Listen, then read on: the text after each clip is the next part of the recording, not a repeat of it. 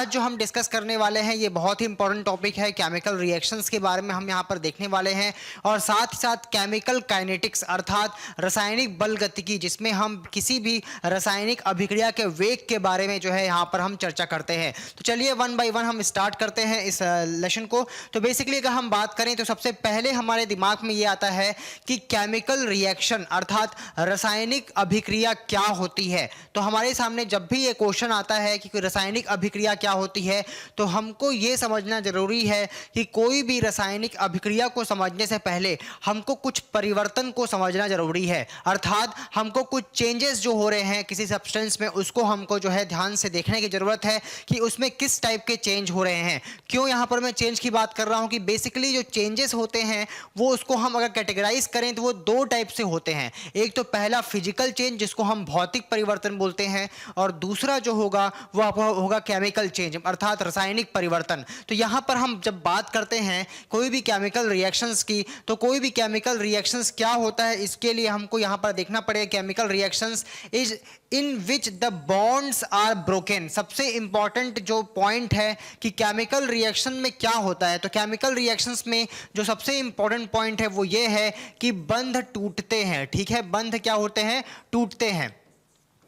ठीक है, तो बंध क्या होंगे? टूटेंगे। बॉन्ड जो होंगे वो ब्रेक होंगे विद इन रिएक्टेंट मॉलिक्यूल्स। मतलब अभी रिएक्टेंट मॉलिक्यूल्स क्या है? जो किसी भी रासायनिक अभिक्रिया में भाग लेते हैं, हिस्सा लेते हैं, उसको हम क्या बोलते हैं? केमिकल रिएक्टेंट्स बोलते हैं। अर्थात हम एक प्रकार से बोल सकते हैं substance which are participate in any chemical reaction is known as chemical reactant. बोलने का मतलब यह है कि अभिकारक, उसको हम क्या बोल रहे हैं हिंदी में? अभिकारक। अभिकारक वे पदार्थ हैं जो किसी भी रासायनिक अभिक्रिया में हिस्सा लेते हैं, उसको हम क्या बोलेंगे? अभिकारक बोलते हैं। रिएक्टेंट का मतलब हो गया अभिकारक, इसको आपको जो है याद रखना है। इसके बाद जब हम बात करते हैं अगला जो है and new bonds are formed, ये अगला पॉइंट इंपॉर्टेंट। तो सबसे पहला पॉइंट क्या था कि बॉन्ड टूटेंगे। किसके टूटेंगे? रिएक्टेंट मॉलिक्यूल्स के, मतलब जो पार्टिसिपेट कर रहे हैं उसके बंध टूटेंगे। आफ्टर दैट न्यू बॉन्ड क्या होंगे? फॉर्म होंगे। मतलब नए बंध बनने की प्रक्रिया यहां पर होगी with in product molecules in order to form a new substance। बोलने का मतलब जो टूटने के बाद जो आपको बॉन्ड ब्रेक होने के बाद जो चीज मिली उनके बीच में क्या होगा? सर्टेन रिएक्शंस होगा और वहां से बॉन्ड का फॉर्मेशन होगा एंड आफ्टर बॉन्ड फॉर्मेशंस वहां आपको नए सब्सटेंस बनते हुए दिखेंगे। इसी को हमने क्या बोला? केमिकल रिएक्शन, रासायनिक अभिक्रिया बोला। अर्थात एक प्रकार से अगर मैं बोलूं सामान्य शब्दों में तो कोई भी पदार्थ जो भाग लिया है, हिस्सा लिया है, पार्टिसिपेट किया है, उसका बॉन्ड ब्रेक हुआ। आफ्टर दैट वो आपस में जो है कोलैबोरेट हुए और फिर एक नए सब्सटेंस का जो है निर्माण कर रहे हैं, मैन्युफैक्चरिंग कर रहे हैं। तो इसको हमने क्या बोला? बेसिकली बॉन्ड फॉर्मेशंस के जरिए वो कर रहे हैं। तो यहां से हमने समझा कि उसको हम क्या बोल रहे हैं? Chemical reactions. अब हमारे सामने क्वेश्चन मार्क ये उठता है कि केमिकल रिएक्शंस हमारे आसपास तो होते ही रहते हैं। आपके आसपास की जो भी एक्टिविटी अगर आप ध्यान देंगे तो बहुत सारे केमिकल रिएक्शंस आपके आसपास हो रहे हैं। इसको हम कैसे पहचानेंगे? हमारे सामने क्वेश्चन मार्क ये उठता है। ठीक है, तो जैसे एग्जाम्पल के तौर पे मैं लूँ तो मेटाबॉलिज्म ऑफ फूड, मतलब जो भोजन है, जो भोज्य पदार्थ है, जो भोजन है उसका अगर मैं बताऊं तो यहाँ पर क्या हो जाएगा? उपापचय। उपापचय जो क्रियाएं होती हैं अर्थात आपके अंदर जो है खाने को पचने की जो प्रक्रियाएं हैं, तो वो जो प्रक्रियाएं हैं वो बेसिकली किस में आती है? केमिकल रिएक्शन में ही तो आती है, रासायनिक अभिक्रिया ही तो है। साथ ही साथ अगर हम बात करें कि जो लाइट हम प्राप्त कर रहे हैं किससे? सन से। Light we are getting from the sun, direct sun. तो वो जो लाइट आपको मिल रही है वो भी किसी न किसी अभिक्रिया के फल स्वरूप आपको देखने को मिल रही है। तो आप यहां पर गौर कीजिए कि आपको क्या देखने को मिल रहा है। जब पाचन हो रहा है तो क्या हो रहा है, इसको आप ध्यान से सोचिए। इसके बाद में सूर्य से जब ऊर्जा मिल रही है तो भी आप सोचिए कि वहां पर क्या हो रहा है। तो वो सब, क्योंकि वो जितने भी एग्जाम्पल हैं ये अभी हमने देखे दोनों, ये केमिकल रिएक्शन के एग्जाम्पल हैं। तो हम कैसे पहचानेंगे कि भाई ये केमिकल रिएक्शन है, ये केमिकल रिएक्शन हमको कैसे समझ में आएगा? तो उसी लिए मैंने आपको बोला कि हम फिजिकल और केमिकल चेंज को हमको जो है समझना जरूरी है। अर्थात रासायनिक और भौतिक परिवर्तन को हमको समझना यहां पर बहुत ज्यादा जरूरी है। जब हम समझ पाएंगे कि हाँ ये रासायनिक परिवर्तन है, ये भौतिक परिवर्तन है, तब हम जाके जो है बेसिकली डिस्टिंग्वाइज कर पाएंगे कि कौन सा रिएक्शन हो रहा है। ये हम देख पाएंगे अंतर कि क्या वाकई में रासायनिक अभिक्रिया हो रही है या नहीं हो रही है। चलिए आगे बढ़ते हैं और हम देखते हैं। तो सबसे पहले हम chemical change versus physical change अर्थात भौतिक परिवर्तन और रासायनिक परिवर्तन के बीच जो है क्या अंतर है, इसको हम समझने का प्रयास करते हैं। तो सबसे पहले हम यहाँ पर बात करेंगे कि कोई भी जो है यहाँ पर अगर हम बात करें फिजिकल रिएक्शन की और केमिकल रिएक्शंस की, तो बेसिकली उनमें जो डिफरेंस होगा वो उसके कंपोजिशन का होगा, मतलब उसके संगठन का अंतर होगा। ये सबसे इंपॉर्टेंट बात है, ठीक है। मतलब उसके घटकों का जो है वो आपको अंतर वहां पर देखने का मिलेगा। मतलब भौतिक परिवर्तन और रासायनिक परिवर्तन में जो बेसिक डिफरेंस है, मूलभूत जो अंतर है, वो कहां पर आता है? उसके संगठन में, उसके कंपोजिशन में। जैसे for example in a chemical reaction there is a change in the composition of the substance. In question in a physical change there is a difference in the appearance, smell or simple display of a sample of matter without change in composition। मतलब दो चीज मैं यहां पर जो है आपको underline करने के लिए बोल रहा हूं कि आपको ध्यान देना है। मैं अलग से उन पॉइंट्स को यहां पर कर रहा हूं कि ये कंपोजिशन को, ये मेन पॉइंट है। अब हम केमिकल चेंज की जब हम बात करते हैं तो केमिकल चेंज में क्या होगा? कंपोजिशन में चेंज होगा। चेंज होगा किसमें? कंपोजिशन में। लेकिन जब हम फिजिकल चेंज की बात करते हैं ना, तो विदाउट चेंज इन कंपोजिशन। मतलब अगर मैं यहां पर इसको शॉर्ट में लिखूं तो मैं यहां पर किसकी बात कर रहा हूं? कंपोजिशन की बात कर रहा हूं, ठीक है। कंपोजिशन को हम क्या बोल रहे हैं हिंदी में? संगठन की बात कर रहे हैं, ठीक है। तो संगठन की जब मैं बात कर रहा हूं तो मैं यहां पर दो तरीके से बात कर रहा हूं। एक तो केमिकल चेंज में बात करता हूं मैं, तो केमिकल चेंज की जब मैं बात कर रहा हूं तो केमिकल चेंज में मैं क्या बोल रहा हूं? केमिकल चेंज में हम ये बात कर रहे हैं कि बेसिकली जो कंपोजिशन होगा ये क्या हो जाएगा? चेंज हो जाएगा। It is going to change. But in case of physical changes ये जो है चेंज आपको जो है नहीं दिखेगा। मतलब कंपोजिशन में कोई चेंज नहीं दिखेगा। सबसे इंपॉर्टेंट पॉइंट यही है, जो बेसिक डिफरेंस है फिजिकल और केमिकल चेंज में। आई होप आपको ये बात समझ में आ रही होगी कि कोई भी संगठन है अगर वो बदल गया तो हम क्या बोलेंगे कि वहां पर केमिकल चेंज हुआ है। अगर वो नहीं बदला तो उसको हम क्या बोलेंगे कि वहां पर फिजिकल चेंज अर्थात भौतिक परिवर्तन हुआ है, ठीक है। चलिए थोड़ा सा और आगे बढ़ते हैं और समझने का प्रयास करते हैं।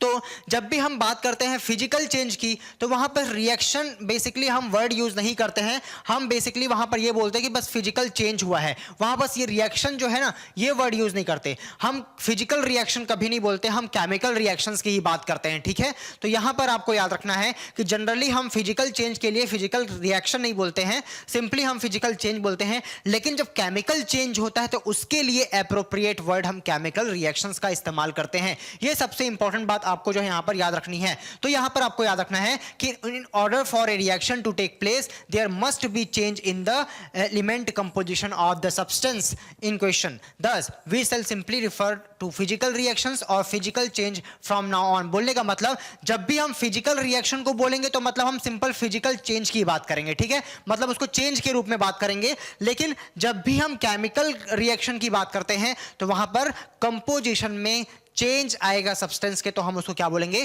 Chemical reactions. तो ये सबसे फंडामेंटल डिफरेंस है। अब इसको पहचानेंगे कैसे? अभी तो हमने ये समझा कि what is chemical change and what is physical change. Physical change वो है जिसमें किसी पदार्थ के कंपोजिशन में कोई बदलाव नहीं आता है, जबकि chemical change basically chemical changes are those when substance का कॉम्बिनेशन क्या होगा, कंपोजिशन क्या होगा? When its composition get change, मतलब उसका संगठन क्या हो जाएगा? बदल जाएगा। बस ये बेसिक डिफरेंस है। नाउ अब हम बात करते हैं कुछ इंट्रोडक्शन पॉइंट की कि फिजिकल चेंज में हम कैसे पहचानेंगे। तो फिजिकल चेंज में कुछ जो है आपको अपनी जो सेंसेस, इंद्रियों से आपको ये सब पहचान में आ जाएगा। जैसे फॉर एग्जांपल क्या चेंज आएगा? टेक्सचर, ठीक है। उसका जो टेक्सचर है वो क्या हो जाएगा? आपको बदलता हुआ दिखेगा, ठीक है। इसके अलावा क्या दिखेगा? कलर बदलता हुआ दिख सकता है। ये बात आपको याद रखनी है, ठीक है। सम कॉमन चेंजेस की हम बात कर रहे हैं, ये क्या तो कोई एक हो या इनकी कॉम्बिनेशन हो, इससे आपको पता चलेगा कि ये फिजिकल चेंज है, भौतिक परिवर्तन है। इसी प्रकार से टेम्परेचर, ताप में भी बदलाव हो सकता है, शेप में बदलाव हो सकता है, इसके जो है आकार में बदलाव हो सकता है, ठीक है, आकृति में बदलाव हो सकता है। चेंज ऑफ स्टेट, जैसे कि फॉर एग्जांपल किसी को हम बॉइलिंग कर रहे हैं, उबाल रहे हैं, बॉइलिंग पॉइंट में, मेल्टिंग पॉइंट में हम मेल्ट कर रहे हैं, तो उस समय पे भी कुछ आपको चेंजेस देखने को मिलेंगे, अर्थात टेक्सचर, कलर, टेम्परेचर, शेप और चेंज ऑफ स्टेट, मतलब सॉलिड, लिक्विड, गैस, इस प्रकार से अगर बदलाव आ रहे हैं तो उसको हम जो है किसी कैटेगरी में रखेंगे, फिजिकल चेंजेस की कैटेगरी में रखेंगे। Now move on to the next point, physical properties. कौन कौन सी प्रॉपर्टीज है जिसमें चेंज आएगा? अभी जो हमने पढ़ा वो ये सब चेंज की हमने यहां पर बात की, किसकी किसकी बात की? टेक्सचर में, कलर में, टेम्परेचर में, शेप में, चेंज ऑफ स्टेट में। तो हम कैसे डिसाइड करेंगे कि ये सब चेंज किसके किसके कारण से होगा?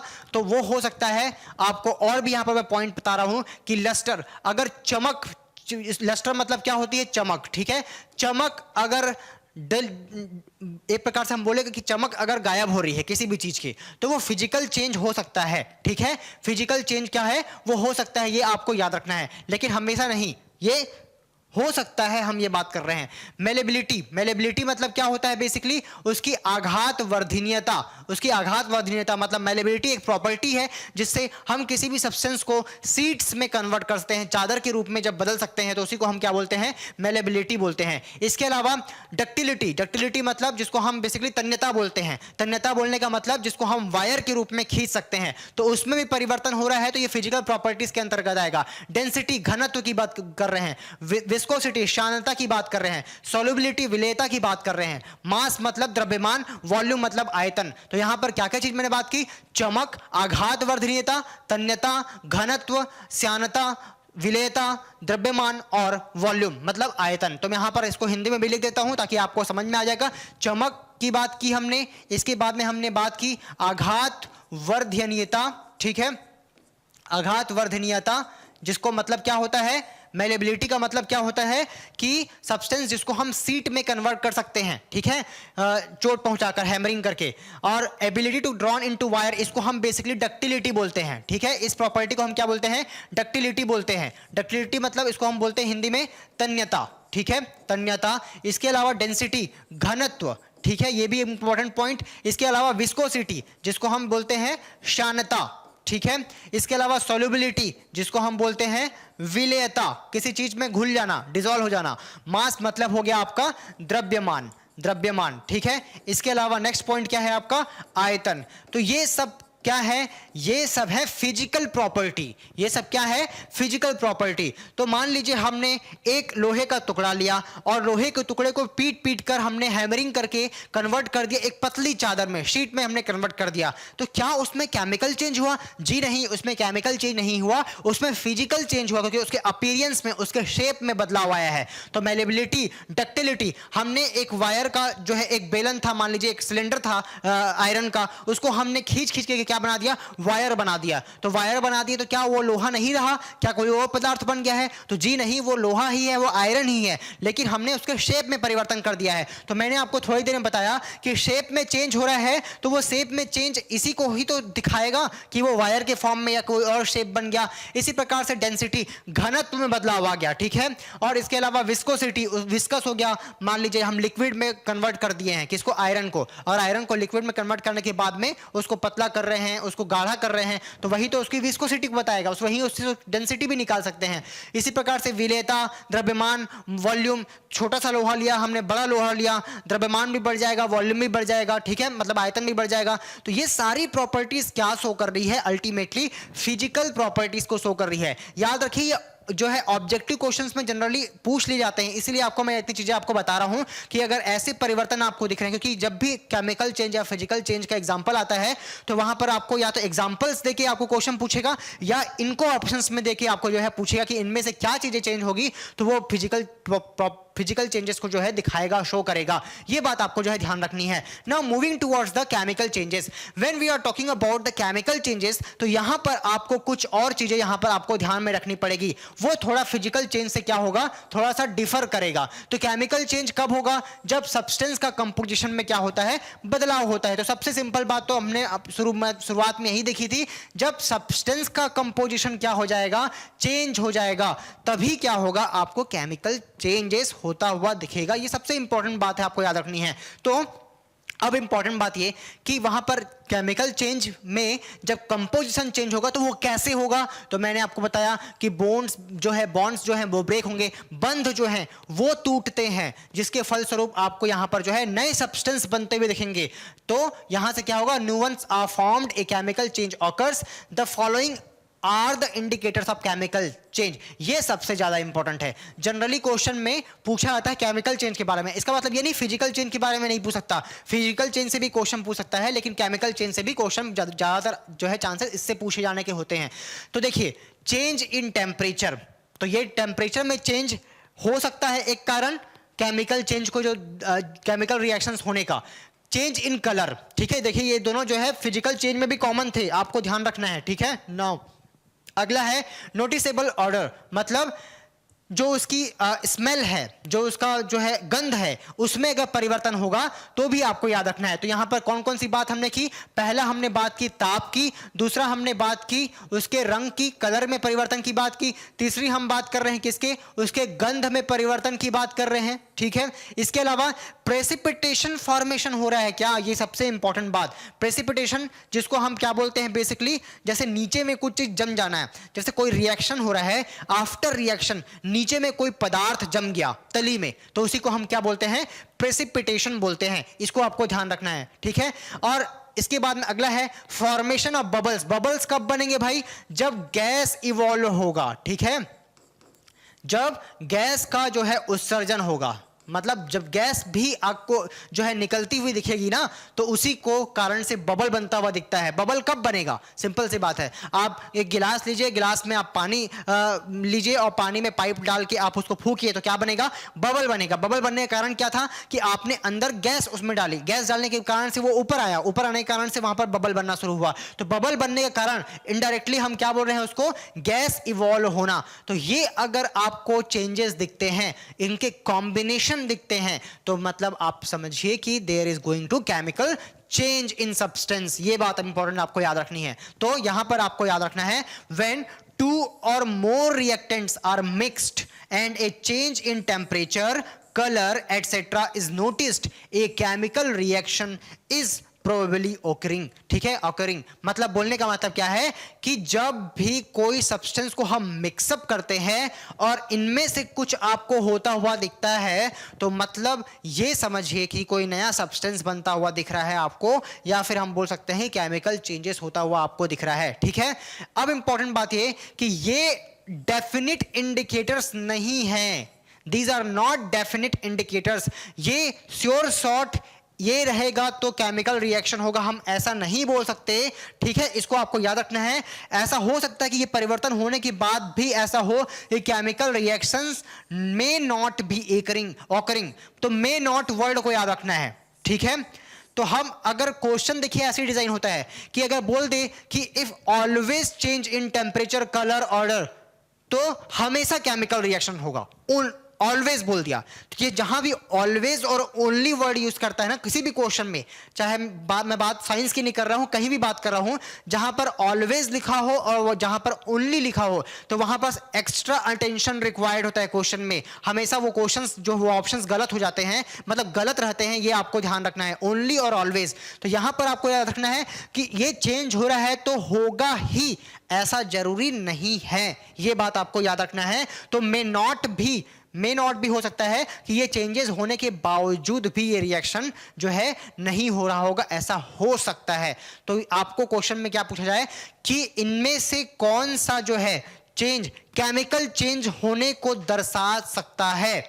प्रोबेबल हो सकता है कि केमिकल रिएक्शन होगा, तो ये ऑप्शन सबको आपको देखना है। लेकिन अगर आपको पूछे कि इनमें से कौन सा है जो श्योर शॉर्ट केमिकल रिएक्शन को बताएगा, तो फिर कुछ भी नहीं होगा, ये बात आपको याद रखना है। श्योर शॉर्ट केमिकल रिएक्शन होगा, उसके लिए ये सारे के इंडिकेटर्स जरूरी नहीं है फॉलो हो, ये बात आपको याद रखना है, ठीक है।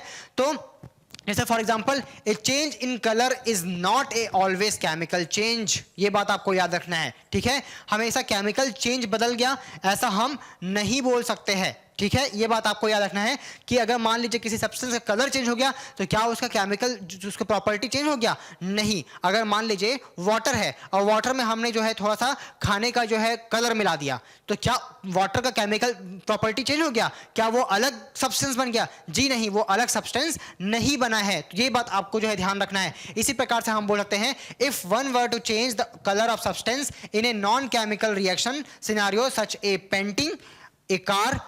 तो सिंपल सी बात देखिए, किसी मेटल में हमने पेंटिंग किया, बहुत अच्छा एग्जांपल लिया हुआ है कि या किसी वॉल में या किसी मेटल पे या किसी कार पे या बाइक पे हमने पेंटिंग किया तो क्या उस मेटल की प्रॉपर्टी बदल गई? जी नहीं, हमने तो प्रोटेक्टिव लेयर लगाई है। तो यहां पर कलर चेंज हो गया मेटल का, लेकिन इसका मतलब ये नहीं है कि वो जो है किसी दूसरे मेटल में चेंज हो गया या दूसरे सब्सटेंस में चेंज हो गया। तो ये एग्जांपल आपको दर्शाएगा कि ये फिजिकल चेंज का एग्जांपल है, नॉट केमिकल चेंज का। ठीक है, तो इसको आपको याद रखना है क्योंकि वहां पर कंपोजिशन में बदलाव नहीं आया है। इसीलिए मैं आपको डिटेल में बता रहा हूं क्योंकि जनरली इससे क्वेश्चंस कई बार ऑब्जेक्टिव में पूछ ले जाते हैं। तो यहां हमने समझ लिया डिटेल में केमिकल एंड फिजिकल चेंजेस के बारे में। नाउ इसके बाद आपको करना क्या है कि अपने आसपास होने वाले जितने भी चेंजेस हैं उसको आप ऑब्जर्व कीजिए, क्योंकि ये सब प्रैक्टिकल चीजें हैं, ये सब थ्योरेटिकल हम बात नहीं कर रहे हैं। ये सारी आसपास जो हम बात कर रहे हैं ये प्रैक्टिकल चीजें हम बात कर रहे हैं। आपने खाना खाया, आपका खाना डाइजेस्ट हुआ, आपको वहां से एनर्जी मिली, ये कैसा चेंज है आप सोचिए।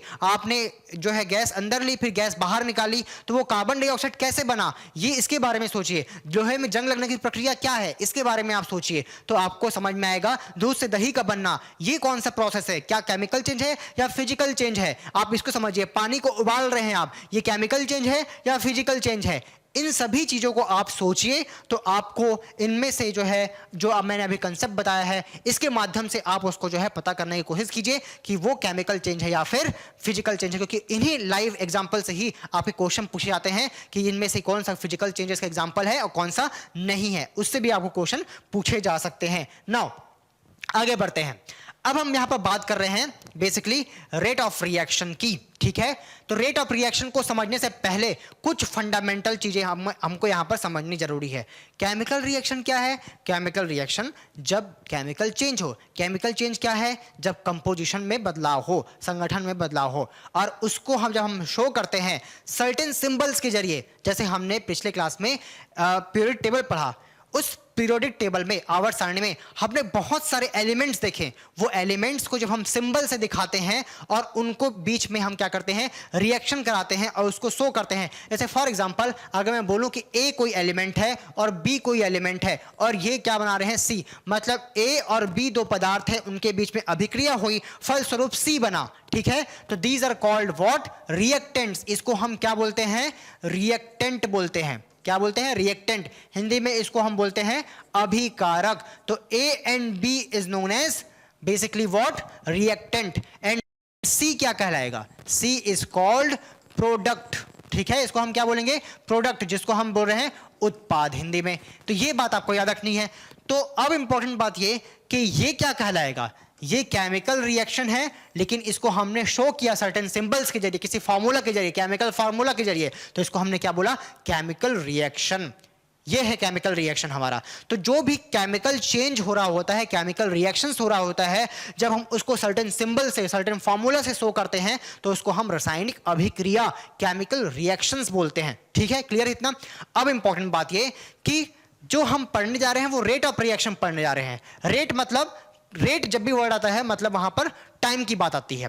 मतलब रिएक्शन को जब हम टाइम से इन्वॉल्व कर दें तो वहां पर हम रेट ऑफ रिएक्शन निकाल सकते हैं। जैसे फॉर एग्जांपल अगर मैं बोलूं कि स्पीड निकालो, ठीक है, तो ये क्या होता है, rate of change of, basically जो आपने डिस्टेंस में जो चेंज किया एक टाइम पे वो क्या होगा, उसका स्पीड होगा। तो यहां पर अगर मैं बोलूं कि आप 40 किलोमीटर पर आवर की स्पीड से अपने बाइक से जा रहे हैं तो वो क्या दिखा रहा है, आपकी स्पीड को दिखा रहा है। तो क्या केमिकल रिएक्शन की भी जब हम स्पीड की बात करते हैं तो वो इसी तरह से मेजर करेंगे? तो जी नहीं, हम इस तरीके से उसको मेजर नहीं करते। तो कैसे मेजर करते हैं? तो जब भी हम रेट ऑफ रिएक्शन की बात करते हैं या किसी भी रिएक्शन की स्पीड की बात करते हैं तो वहां पर हमको ये समझना पड़ेगा कि कोई भी रिएक्शन के जो में पार्टिसिपेट करने वाले अभिकारक या रिएक्टेंट हैं वो कितनी तेजी से उत्पाद में, मतलब दूसरे सब्सटेंस में कन्वर्ट हो रहे हैं। मतलब एक प्रकार से अगर हम बोलेंगे तो कंप्लीशन टाइम, किसी भी अभिक्रिया को पूर्ण होने का समय के अनुसार से हम बोलेंगे कि वो रिएक्शन की स्पीड फास्ट है या फिर स्लो है। तो रिएक्शन की जब मैं स्पीड की बात कर रहा हूं, किसकी बात कर रहा हूं? स्पीड, अर्थात मैं जो है किसी अभिक्रिया की अगर वेग की बात कर रहा हूं, ठीक है, वेग, वेलोसिटी, ठीक है, जो भी है, स्पीड की हम यहां पर बात कर रहे हैं या चाल की बात कर रहे हैं, जो भी आप समझ लीजिए, तो जिसकी हम बात कर रहा हूं, तो हम रिएक्शन को फास्ट बोल सकते हैं, स्लो बोल सकते हैं, ठीक है, वेरी स्लो भी बोल सकते हैं, वेरी स्लो, ठीक है। तो फास्ट मतलब हम उसको क्या बोलेंगे? तीव्र बोलेंगे, ठीक है। स्लो मतलब उसको हम मंद बोलेंगे, ठीक है। और वेरी स्लो मतलब अति मंद या अत्यधिक मंद भी उसको हम बोल सकते हैं, ठीक है। तो बोलने का मतलब क्या है भैया? Speed, fast reaction, slow reaction, very slow reaction, क्या मतलब है इसका? इसका सीधा संबंध समय से है। समय से बोलने का मतलब, जैसे मान लीजिए मैं इस रिएक्शन को बोल रहा हूं कि भाई ये रिएक्शन है फास्ट रिएक्शन है, मैं बोला कि ये रिएक्शन फास्ट है, तो कैसे डिसाइड कर लिया कि मैं फास्ट है? तो यहां पर एक चीज आपको याद रखना है, जो with in second, fraction of second में जो हो जाए, ठीक है, मतलब मैं क्या बोल रहा हूं यहां पर, जो विद इन सेकेंड हो जाए, जो एक सेकेंड के अंदर उसके फ्रैक्शन में हो जाए, ठीक है, सेकेंड के कुछ भाग में हो जाए, उस रिएक्शन को हम क्या बोलते हैं? फास्ट या फिर तीव्र रिएक्शन बोलते हैं। जो कुछ सेकेंड के अंदर में रिएक्शन पूर्ण हो जाए, मतलब A प्लस बी, एक सेकेंड भी पूरा नहीं हुआ है, उसी आधे सेकेंड में मान लो कि उसके भी कुछ सेक्शन में जो है ये A प्लस बी पूरा क्या बन गया? C बन गया। समझ गया? तो इसको क्या बोलते हैं हम? Fast reaction. नाउ अब हम बात करते हैं स्लो रिएक्शन और वेरी स्लो रिएक्शन। तो those reactions which can take days, weeks and years to complete, ठीक है। तो बोलने का मतलब ऐसे अभिक्रियाएं जिनको पूर्ण होने में दिन और या फिर हम बोल सकते हैं हफ्ते या फिर महीने या फिर सालों लग जाएं, ऐसे अभिक्रियाओं को तो हम क्या बोलते हैं? बेसिकली स्लो या वेरी स्लो रिएक्शन बोलते हैं। तो स्लो में बेसिकली हम बोल सकते हैं कि जो दिन में हो जाए, एक दिन में जो पूरा होता है उसको हम क्या बोल देंगे, या घंटों में होता है स्लो। जो वीक्स लग रहे हैं, जो महीनों लग रहे हैं, जो सालों लग रहे हैं, उनको हम क्या में ले लेंगे? Very slow reaction. तो क्या आपके दिमाग में ऐसे एग्जाम्पल्स हैं जिनको आप जो है इन तीनों पार्ट में दे सकते हो? तो बिल्कुल आप ध्यान लगाइए कि जब आपको एसिडिटी होती है तो आप क्या पीते हैं? इनो पीते हैं, एंटासिड लेते हैं। तो इनो क्या होता है? 5 सेकंड में जो है एसिडिटी का काम तमाम। आप एडवर्टाइजमेंट देखते हैं, उसका मतलब क्या है कि आपके पेट में जब एसिड की मात्रा ज्यादा हुई तो एसिडिटी हुआ, और जब हमने इनो पिया मतलब हमने बेस, क्षार ग्रहण किया, और उन दोनों के कॉम्बिनेशन रिएक्शन से क्या हुआ? न्यूट्रलाइजेशन हुआ, उदासीनीकरण हुआ, और वो तुरंत आपको जो है क्या करता है? एक रिलीफ देता है। तो ऐसे रिएक्शंस जो जहां पर हम एक प्रकार से बोल सकते हैं आयोनाइजेशन रिएक्शन होता है, आयनीकरण होता है, जहां पर एसिड और बेस आपस में रिएक्ट करते हैं, अम्ल और क्षार की अभिक्रिया न्यूट्रलाइजेशन रिएक्शन बोलते हैं, उसको हम उदासीनीकरण की अभिक्रिया बोलते हैं। ये काइंड ऑफ क्या होते हैं? Fast reaction. मतलब फास्ट रिएक्शंस में आयोन्स का रोल होता है। तो जहां भी आयोन आपस में रिएक्ट करते हैं, आयोनाइजेशन रिएक्शन होता है, वहां हमेशा फास्ट रिएक्शन होगा, बहुत कम टाइम लगेगा उसको कंप्लीट होने में। जैसे फॉर एग्जांपल NaCl, जैसे एग्जांपल के तौर पे HCl प्लस NaOH, ये रिएक्शन को कंप्लीट होने में ना 1 सेकंड से भी कम का टाइम लगेगा, ठीक है। तो यहां पर क्या बनेगा? H2O प्लस क्या बन जाएगा? NaCl, ठीक है। तो बेसिकली यहां पर क्या हुआ है? यहां पर बेसिकली क्या हुआ है? आपको यहां पर ध्यान देना है कि इस रिएक्शन में क्या हुआ है? ये जो आप देख रहे हैं यहां पर जो है न्यूट्रलाइजेशन, उदासीनीकरण की अभिक्रिया हुई है, वो कैसी हुई है? ये HCl H plus Cl minus में टूटा, ये Na प्लस और OH माइनस में टूटा। तो ये माइनस प्लस क्या है? ये आयोन्स है, इन आयोन्स के रूप में रिएक्शन हो रहा है, इसीलिए हमने इसको क्या बोला? Basically ionisation reaction. तो ऐसी जो अभिक्रिया होंगी ये फास्ट रिएक्शन होगी। बाकी जो टाइम के अनुसार से हम जो भी बाकी जो रिएक्शन है, जैसे दूध से दही का जमना, ठीक है, इसको हम स्लो रिएक्शन में ले सकते हैं। इसके अलावा मैं बोलूं लोहे में जंग लगना, rusting of iron, very slow reaction, ठीक है। तो ऐसे जो रिएक्शन है जिसको टाइम लगता है, बेसिकली उसको हम क्या बोलेंगे? स्लो रिएक्शन या वेरी स्लो रिएक्शन। ये बात आपको क्लियर है? आपका डाइजेशन स्लो रिएक्शन हो जाएगा, ठीक है।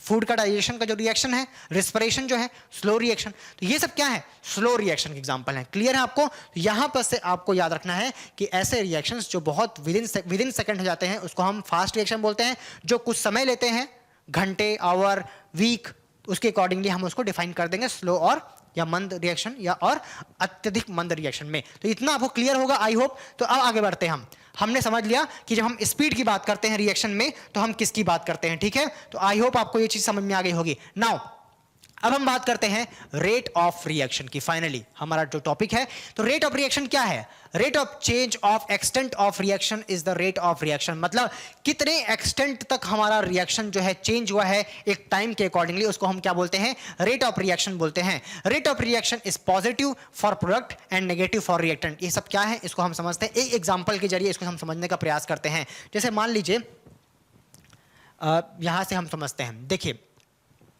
कि ये एक रिएक्शन है, इसको आप ध्यान से देखिए, ये एक रिएक्शन है, इस रिएक्शन में बदलाव आ रहा है, कुछ ना कुछ क्या आ रहा है? बदलाव आ रहा है। इसी बदलाव को हम जो है हमको जो है वहां पर समझना है।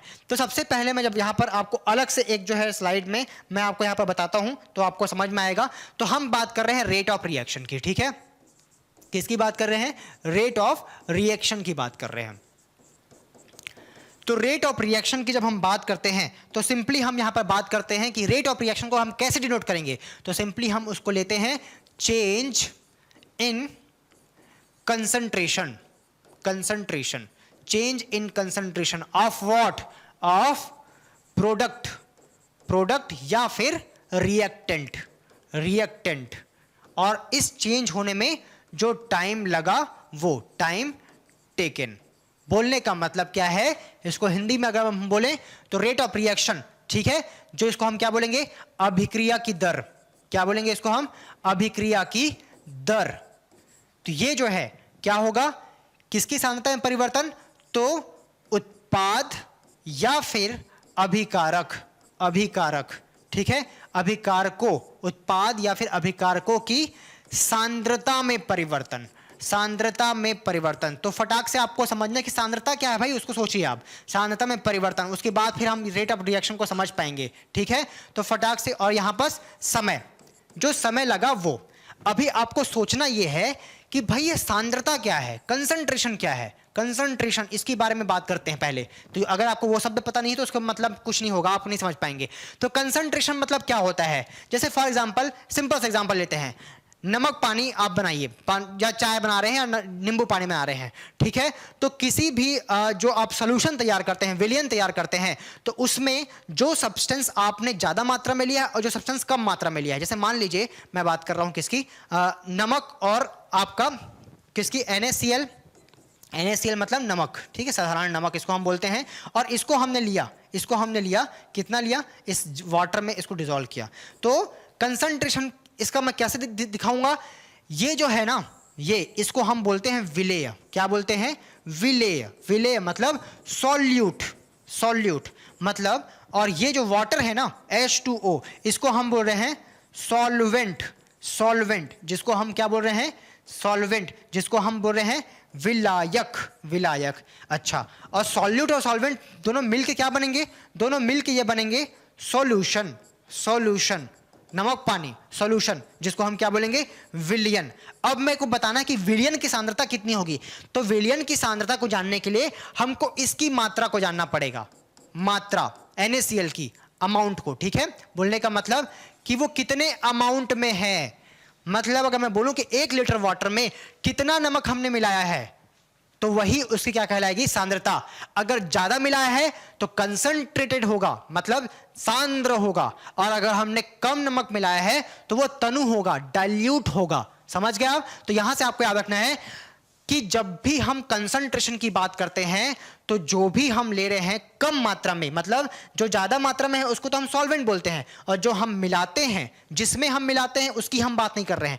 जिसको हम डिसॉल्व करते हैं, मिलाते हैं, उसकी मात्रा से हम क्या निकालते हैं? Basically concentration. क्या निकालते हैं? कंसंट्रेशन। तो कंसंट्रेशन आई होप आपको समझ में आ गया होगा। तो कंसंट्रेशन की जब हम बात करेंगे तो हम बात करते हैं किसकी? सॉल्यूट की। मतलब जब हम कोई भी अभिकारक ले रहे हैं या उत्पाद ले रहे हैं तो वो पूरे सोल्यूशन में मौजूद होगा ना, तो उनके सांद्रता में, उनकी मात्रा में कितना बदलाव आया है। तो शॉर्ट में हम क्या बोलेंगे? डायरेक्टली अगर सिंपल तरीके से बोलना है, अमाउंट ऑफ अमाउंट ऑफ, बोल लो चाहे आप प्रोडक्ट या फिर रिएक्टेंट, उत्पाद और अभिकारकों की मात्रा में कितना परिवर्तन आया है, तो एक्चुअल केमिस्ट्री में उसको हम क्या बोलते हैं, सांद्रता बोलते हैं। तो इनमें जो परिवर्तन आया है, जो समयांतराल है, समय के अंतराल में, उसी को हम क्या बोलते हैं यहां पर बेसिकली रेट ऑफ रिएक्शन। अब सबसे इंपॉर्टेंट बात यह कि रेट ऑफ रिएक्शन जो होता है, रेट ऑफ रिएक्शन जो होता है ये पॉजिटिव होता है एक के लिए और दूसरे के लिए ये नेगेटिव होता है। देखिए मैं आर ओ आर जब भी लिखूंगा आपको समझना है मैं किसकी बात कर रहा हूं, अभिक्रिया की दर, रेट ऑफ रिएक्शन की। तो आर ओ आर पॉजिटिव होगा एक के लिए, देखिए एक के लिए, ये पहला और ये दूसरा मान लो, तो किसके लिए पॉजिटिव और किसके लिए नेगेटिव, तो आपको दिमाग लगाना है कि अगर मैं बोल रहा हूं कि भाई ए प्लस बी ना ये बन रहा है सी, ए प्लस बी क्या बन रहा है, सी में कन्वर्ट हो रहा है, तो ए प्लस बी तो रिएक्टेंट है, अभिकारक है, सी क्या है, उत्पाद है। तो मेरे को ये बताइए कि कौन बढ़ेगा और कौन घटेगा, तो इनकी कंसंट्रेशन क्या होगी, डिक्रीज होगी, क्योंकि ए प्लस बी गायब होते जा रहा है और इस सी में क्या होते जा रहा है, कन्वर्ट होते जा रहा है। तो जिसके में इंक्रीज हो रहा है उसके लिए हम क्या बोलेंगे, पॉजिटिव। मतलब हम यहां पर क्या बोलेंगे कि जो उत्पाद है ना, उत्पाद मतलब जो प्रोडक्ट है, जो क्या है, प्रोडक्ट है, उसके लिए रेट ऑफ रिएक्शन क्या होता है, पॉजिटिव। लेकिन अगर हम बात करें रिएक्टेंट के लिए, किसके लिए, रिएक्टेंट के लिए, तो रिएक्टेंट मतलब हम क्या बोल रहे हैं, अभिकारक। अभिकारक के लिए क्या होता है भाई, अभिकारक के लिए रेट ऑफ रिएक्शन क्या होता है, नेगेटिव होता है, क्योंकि वो घट रहा होता है। ये सबसे इंपॉर्टेंट इंफॉर्मेशन आपको याद रखना है। ऐसे क्वेश्चन जनरली जो है ऑब्जेक्टिव में पूछ लिए जाते हैं, पॉजिटिव नेगेटिव वाले साइन वाले, ठीक है, फॉर्मूला भी आपको पूछेगा, ठीक है। अब किसी भी रिएक्शन के लिए हम कैसे रेट ऑफ रिएक्शन लिखेंगे, इसको भी हमको यहां पर समझना है। इससे पहले हम कुछ और पॉइंट को यहां पर फटाफट समझ लेते हैं। देखिए कोई भी रेट ऑफ रिएक्शन लिखना है तो जैसे ये एक रिएक्शन लिखा हुआ है, इसके लिए मैं अलग से यहां पर आपको देता हूं। पहले मैं कुछ एग्जांपल ले लेता हूं, जैसे मान लीजिए A is equal to B, ये बना, ये एक रिएक्शन है। इस केमिकल रिएक्शन के लिए मेरे को बोला गया रेट लिखो, रेट ऑफ रिएक्शन लिखो भाई। तो रेट ऑफ रिएक्शन मैं कैसे लिखूंगा, सिंपली ध्यान से देखिए यहां पर, जब भी हम चेंज की बात करते हैं हमको डेल लगाना होता है। क्या लगाना होता है, डेल। डेल जो है ये जो ये साइन है ये चेंज को दिखाता है, परिवर्तन को दिखाता है। तो किसमें परिवर्तन, तो सांद्रता को दिखाने के लिए ना हम इसका इस्तेमाल करते हैं, ब्रैकेट का, ये आपको याद रखना है। तो सांद्रता में परिवर्तन की जब हम बात करते हैं, चेंज इन कंसंट्रेशन, तो हमने ये परिवर्तन दिखा रहा है। ये किसको दिखा रहा है, अगर मैं यहां पर अलग से आपको यहां पर जो है लिख के दिखाता हूं, डेल जो है वो शो कर रहा है चेंज को, परिवर्तन को। ये ब्रैकेट शो करता है किसको, कंसंट्रेशन को, कंसंट्रेशन, ठीक है, सांद्रता को, ठीक है। ये चीज आपको याद रखनी है। अब तो चेंज इन कंसंट्रेशन एक साथ हमने लिख दिया, अपॉन क्या रहेगा, चेंज इन टाइम, ठीक है, चेंज इन टाइम। अच्छा, अब ये दो तरीके से हो सकता है, एक तो रिएक्टेंट के टर्म पे, एक तो प्रोडक्ट के टर्म पे। या तो रिएक्टेंट में लिख लीजिए या तो प्रोडक्ट में लिख लीजिए, दोनों एक साथ नहीं लिखना है।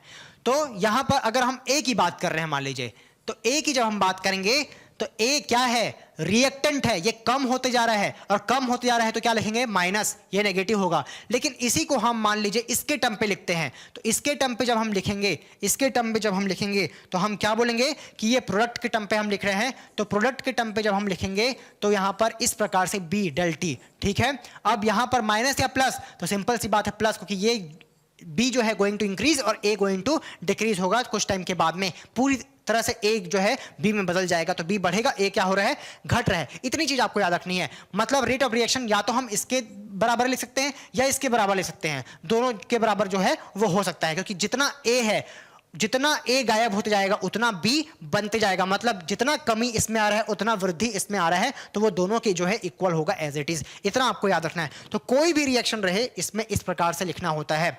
अब दूसरी चीज आपको याद रखना है कि ये जो रेट ऑफ रिएक्शन है ना, ये दो तरीके से लिख सकते हैं हम, इंस्टेंटेनियस, ठीक है, और एवरेज। ये आपको याद रखना है। हिंदी में अगर बोलें तो आर ओ आर को दो तरीके से लिखा जाता है। एवरेज रेट मतलब औसत, इसको आप समझ सकते हैं, एवरेज का मतलब औसत, और इंस्टेंटेनियस का मतलब तात्क्षणिक।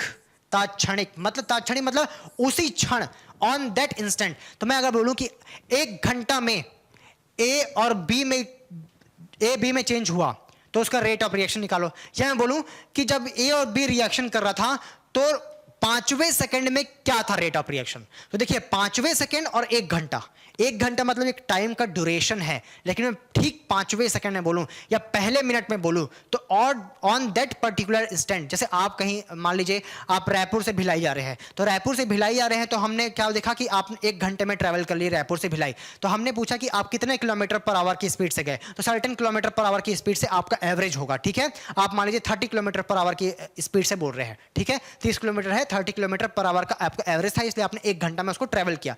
लेकिन अगर मैं बोलूं कि आप 10 बजे निकले हैं रायपुर से भिलाई के लिए, तो मैं अगर आपको बोलूं कि भाई 10:30 बजे आपकी क्या स्पीड थी, तो आपको जो है आपके ओडोमीटर को देखना पड़ेगा और वहीं से आप पता लगा पाएंगे स्पीडोमीटर से कि आपकी स्पीड कितनी थी। समझ गए? तो यहां से आपको ध्यान रखना है कि किसी पर्टिकुलर टाइम पे जब हम बात करते हैं तो हमको ताक्षणिक बोलते हैं। तो क्या उसको लिखने में कोई चेंज होगा? हाँ, लिखने में परिवर्तन होगा। उस लिखने में परिवर्तन को हम जो है अभी थोड़ी देर में समझेंगे। अभी पहले इसको हम समझ लेते हैं कि देखिए इसको ग्राफ के जरिए दिखाया है, यहां पास एक ग्राफ भी यहां पर बनाया है, तो इस ग्राफ को भी हम जो है आगे जो है यहां पर देख सकते हैं। थोड़ा सा आगे बढ़ते हैं और यहां पर हम समझने का प्रयास करते हैं। तो देखिए अगर मैं बोलूं कि भाई ये यहां मैं ले रहा हूं सांद्रता, क्या ले रहा हूं? सांद्रता, कंसंट्रेशन, ठीक है, और यहां पर मैं ले रहा हूं टाइम। तो 2 तरीके से मैं ग्राफ बना सकता हूं। कितने तरीके से? 2 तरीके से। एक तो मैं ऐसा बना सकता हूं और दूसरा मैं बना सकता हूं, मान लीजिए दूसरा हम बना सकते हैं ऐसा। तो आपको बताना है अब कि कौन सा ग्राफ रिएक्टेंट के लिए है, कौन सा प्रोडक्ट के लिए। टाइम जैसे जैसे गुजर रहा है, टाइम जैसे जैसे गुजर रहा है कुछ बढ़ते जा रहा है। बढ़ेगा क्या? प्रोडक्ट। किसका कंसंट्रेशन बढ़ेगा? प्रोडक्ट का बढ़ेगा, ठीक है। और किसका घटेगा भाई? तो किसका घटेगा? रिएक्टेंट का। किसका घटेगा? रिएक्टेंट का। ये बात आपको याद रखनी है, ठीक है। ये इंपॉर्टेंट बात कि ये कर्व इस प्रकार से शो होता है। सांद्रता घट रहा है मतलब रिएक्टेंट का घटेगा, अभिकारक का, ठीक है। रिएक्टेंट मतलब क्या होता है? अभिकारक। और आपका प्रोडक्ट मतलब उत्पाद। इस प्रकार से कर्व बनता है, इसको भी आपको जो है ध्यान में रखना है। नाउ अब हम बात करते हैं इसके यूनिट की बात करते हैं। यूनिट, इकाई, ये भी क्वेश्चन बहुत इंपॉर्टेंट है। यूनिट, इकाई से क्वेश्चन पूछ लिया जाता है। तो रेट ऑफ रिएक्शन का यूनिट क्या है अगर हम पूछे तो देखिए ऊपर में क्या है? सांद्रता, नीचे में समय। समय का क्या होता है? समय का होता है सेकंड। सांद्रता का यूनिट क्या होता है? ठीक है, तो सांद्रता का यूनिट को मैं यहां पास अलग से लिख रहा हूं। सांद्रता के लिए जो यूनिट होता है वो क्या होता है? मोल प्रति लीटर। मोल प्रति लीटर, ये आपको याद रखना है। तो उसको हम किस प्रकार से नोट कर सकते हैं? मोल लीटर इनवर्स भी लिख सकते हैं, ठीक है। तो यहां पर हम क्या लिखेंगे? Mole litre inverse. तो इसको हम और किस तरीके से लिख सकते हैं? Mole litre inverse second inverse. ये बहुत इंपॉर्टेंट इंफॉर्मेशन, इसको आपको याद रखना है। ये है इसकी यूनिट। इस प्रकार से आपको लिख के वो दे सकता है मॉडिफिकेशंस करके, ठीक है। तो ये रेट ऑफ रिएक्शन की क्या है? यूनिट है। इसको आपको जो है ध्यान में रखना है। क्लियर इतना? तो ये हमने यहां पर देखा किसका? रेट ऑफ रिएक्शन के बारे में। अब मैं एक एग्जांपल लेता हूं और आपको समझाने का प्रयास करता हूं कि रेट ऑफ रिएक्शन में हम किस प्रकार से उसको बात कर सकते हैं। जैसे मान लीजिए मैं यहां पर ले रहा हूं एक reaction A + A, B + B that is equal to C और D + D। इस प्रकार से मतलब हमने कुछ कोफिशिएंट ले लिया। जैसे मान लीजिए मैं यहां पर ले रहा हूं 2A + 3B is equal to, मान लीजिए मैं ले रहा हूं यहां पर 5C। ये ऐसा कुछ बन रहा है, ठीक है, ऐसा कुछ बन रहा है मान लीजिए। तो भाई ऐसा बन रहा है तो हम कैसे उसके लिए रेट ऑफ रिएक्शन लिखेंगे? तो ध्यान से देखिए, इसके लिए रेट ऑफ रिएक्शन जनरली ऐसे क्वेश्चन पूछे नहीं गए हैं लेकिन पूछ भी सकते हैं, इसको आपको याद रखना है। रेट ऑफ रिएक्शन कैसे लिखेंगे यहां पर? तो जब हम रिएक्टेंट की बात करेंगे ना तो हम क्या बात करेंगे? डेल क्या हो जाएगा? Change in concentration of A upon del T। क्या में होगा? माइनस में। या फिर लिख सकते हैं माइनस डेल, ठीक है, B अपॉन डेल T। तो क्या कुछ और भी आएगा? तो आपको याद रखना है कि सामने A है, इसके सामने स्मॉल b है, उसका कोफिशिएंट जो है ना, इसका जो कोफिशिएंट है वो कोफिशिएंट 1/, में आ जाता है। आपको याद रखना है किस में आ जाएगा? 1/, में आ जाएगा, ठीक है। ये चीज आपको जो है यहां पर ध्यान में रखना है। इसी प्रकार से मैं बोलूं अगर इसका कैसे लिखोगे ये वाले का, तो यहां पर हो जाएगा प्लस 1/c स्मॉल c, ठीक है, डेल कैपिटल C अपॉन क्या हो जाएगा यहां पर डेल T। सिमिलरली यहां लिख सकते हैं हम लोग plus 1/d del capital D upon del T। इसको हमने बोला एवरेज, ये क्या है, एवरेज, औसत है ये, इस प्रकार से हम औसत लिखते हैं, ठीक है। लेकिन मैं बोलूं कि इसके लिए तात्क्षणिक लिखो, इंस्टेंटेनियस लिखो, इंस्टेंटेनियस, तात्क्षणिक दर लिख के दिखाओ मेरे को।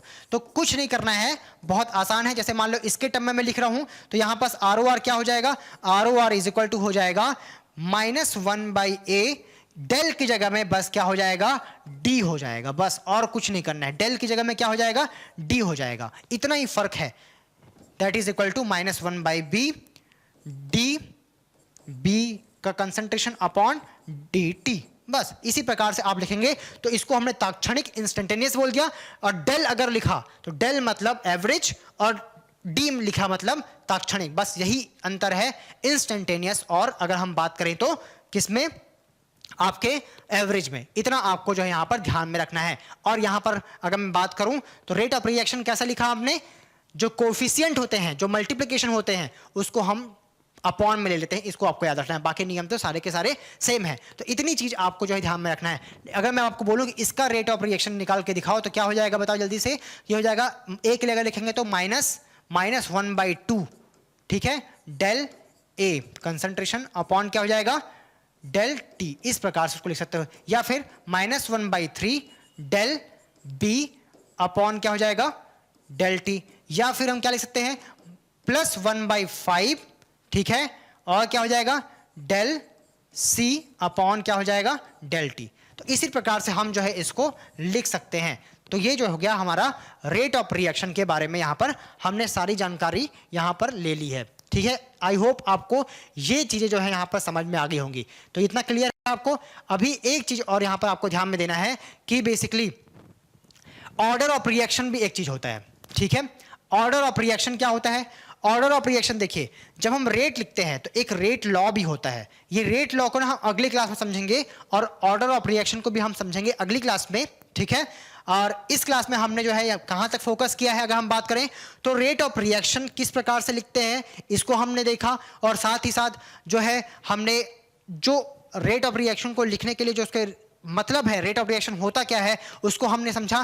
Chemical reaction, chemical changes, physical changes को हमने अभी इस क्लास में समझा। इतनी चीजें आपको जो है एक बार रिव्यू कर लेनी है। अगर आपको कहीं भी समझ में नहीं आया है तो एक बार वीडियो को फिर से देखें ताकि आपको वो चीजें क्लियर हो जाए। उसके बाद थोड़ा सा हम एडवांस में यहाँ पर जाएंगे। तो अगली क्लास में हमारा जो मुद्दा होगा वो बेसिकली होगा रेट लॉ और उससे रिलेटेड कंसेप्ट, और साथ ही साथ टाइप्स ऑफ केमिकल रिएक्शन, अर्थात कौन कौन से रिएक्शंस होते हैं, कॉम्बिनेशन रिएक्शन जिसको हम basically decomposition reaction, displacement reaction, neutralisation reaction, redox reaction, ऐसे अलग अलग रिएक्शंस होंगे, उनको हम अगले जो है वीडियो में डिस्कस करेंगे। तो आई होप आपको ये चीज़ें समझ में आ गई होंगी। तो इन चीज़ों को आपको ध्यान रखना है। अगले वीडियो में मिलते हैं बाकी नेक्स्ट टॉपिक के साथ में। Thank you.